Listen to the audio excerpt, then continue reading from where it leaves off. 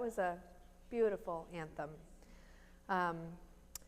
Just a brief reflection from me today. We've got a lot going on. Bands, church business, Bach. I heard something about football later. Maybe some of you have some appetizers in the oven you need to get back to. But we still need to hear a little bit about the Spirit's word to us. So think about this as a mini Bible study for your Super Bowl Sunday. That's the last you're going to hear about the Super Bowl, but just seems good. How many of you are familiar with the story that we just heard Bob read? Okay. You've heard this before. I've heard this before too. I read the lectionary and I thought, I know that one with the fishing and the go out a little farther. Okay, I got that. But it turns out I didn't really know it at all.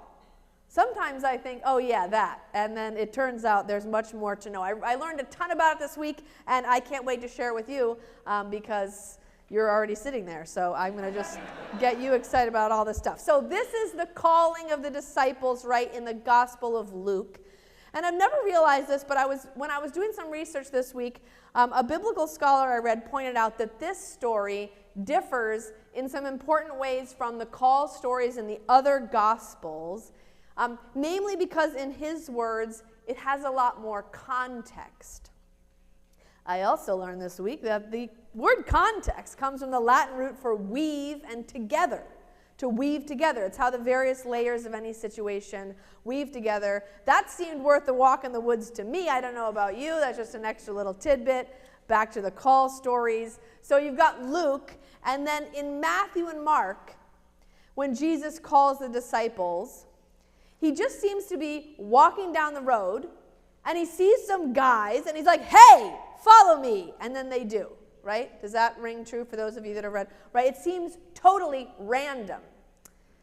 And in the Gospel of John, John the Baptist, who knows Jesus is coming, but doesn't know him personally, just sees Jesus walking by, and he says, hey, that's him. That's the guy I've been talking about, the Lamb of God. And then some of John the Baptist's disciples follow Jesus, and then they get some other people to follow them too. But all is very sudden, right? And seemingly just a little bit random.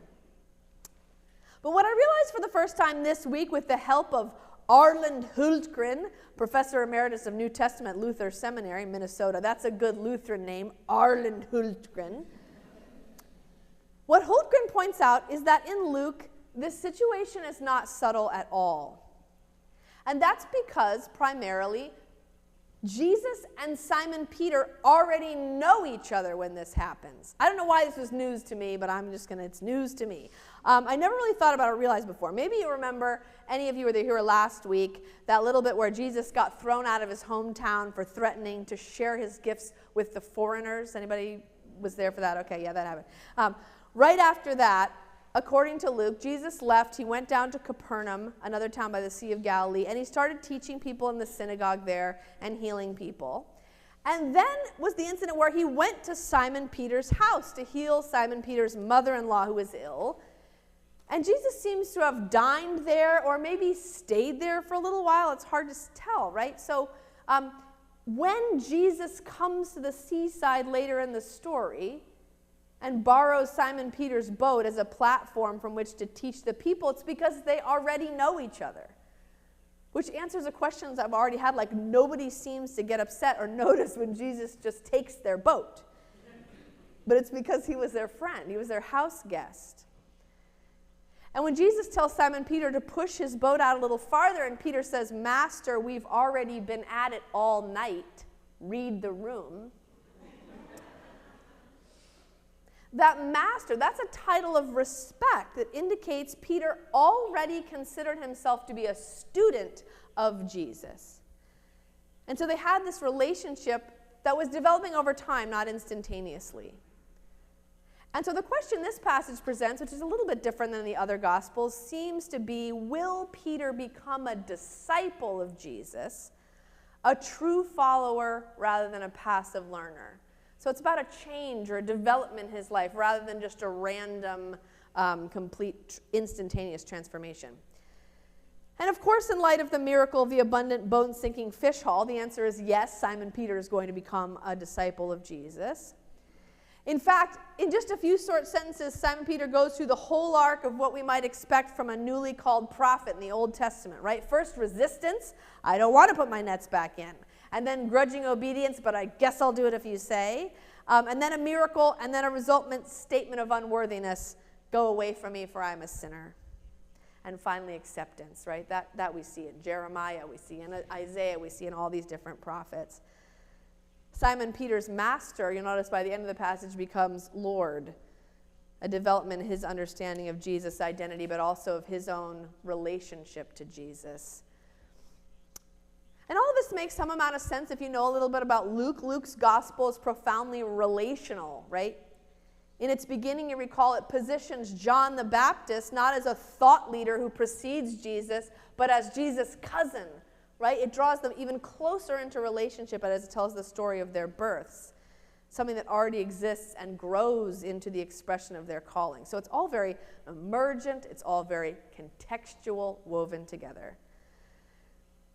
And I'll say that I think knowing this, at least for me, allows for a much richer understanding of what's already a really visceral story. That's something I like about Luke. He adds all these sensory details. Like when I read this story, I can sense the sights and sounds and particularly the emotions just oozing off of the page, which I don't always sense when I read the other Gospels, right? Can you feel like the serenity with which Jesus is just floating there teaching, contrasted with like the exhaustion and discouragement that's weighing down on the fishermen who have been at it all night and have nothing to show for it? Like, can you feel the skepticism rising from these tired guys when Jesus tells them to push out a little farther? Like, one more thing, really? Or maybe even advice from a carpenter? And then can you sense how it squeaks in this little renewal of their strength when they feel those nets start to drag down like a tiny trickle of hope that becomes a torrent? And then the realization that in this teacher, something else, something deeper, something older, something more profound is at play, the sacred presence itself. It's a beautiful scene.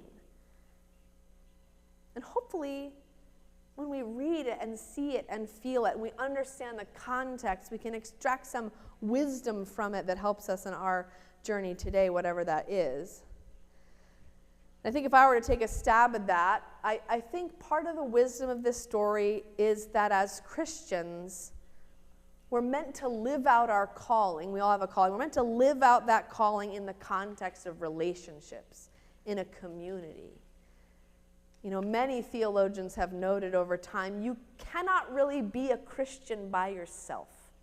That's just not possible. You can't live out its principles and disciplines alone. You have to live all of it out in the context of a community.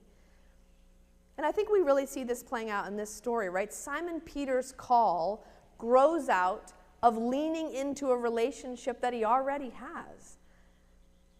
And I wonder if that might not be a guide to us as we consider to go about fulfilling our own calling. Now, I was thinking about this, and I'm not sure if this is like a Western thing, like a European thing, or like a technological age thing. But what I notice that often happens, when something happens in our lives or in the world that feels like it necessitates a response from us, our reflex is to say, what can I do? What can I do? What can we do? What are we going to do? I have that question all the time. What am I going to do? What are we going to do? What are we going to do? But maybe a better question or a different starting point that I think is offered to us in this passage might be, who do I know? Who do we know? Like, maybe when we're trying to follow Jesus, it's apropos to lead with relationship rather than activity and see how that changes what the Spirit is able to bring about. Maybe that sounds a little abstract. I don't know. I think it's an important consideration. I think it's a particularly important consideration in this historical moment. I think it applies both at a personal level, probably on a communal level. Maybe we're struggling with a personal setback or of a period of uncertainty. If you over-identified with the fisherman who'd been working all night and hadn't caught anything, maybe this is you, struggling with a personal setback or period of uncertainty. leading relationships might look like, who do I know who might understand this? Or who do I know that might share this experience? Who do I know that might offer a different perspective? Who do I know who might know someone who can lead me in the right direction, right? And having asked those questions, the next thing is to connect with that person, right? Not to yet do anything, but to find some way to share honestly with them, to listen deeply to them, maybe even to break bread together, right? And see what the Spirit works from that connection. Like, or maybe you're in a place right now where your primary concern is something outside of yourself, right? The well-being of our broader community or some part of it, right? Instead of saying, what can I do, which it feels like right now doesn't have a very productive or satisfying answer, what can I do? Maybe you might ask, who do I know? Who do we know? Who do we know who is affected by this? Who do we know who is present in the place where this is happening? Who do I know who might give a new perspective or help me to understand this? And then again, following that not with action yet, but with listening and with honest sharing and with breaking bread.